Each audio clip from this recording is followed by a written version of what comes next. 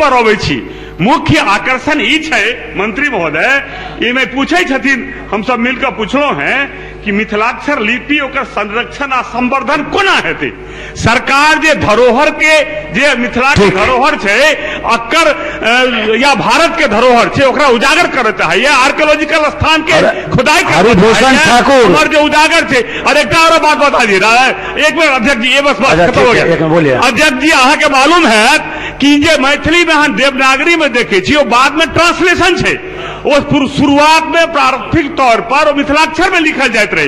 Jaiswal research institute Patna में छे, नालंदा विश्वविद्यालय में बड़ा पैमाना पर जखन महापंडित राहुल सांकृत्यायन किताब लिखे चला है, वो अनेक बेर मिथिलाक्षर के प्रयोग केला है, लेकिन कालांतर में मिथिलाक्षर खत्म हो गए, जरा तिरहुता नाम से जानल जाते रहे, तें देवनागरी में उपयोग। बस हो गया, खत्म।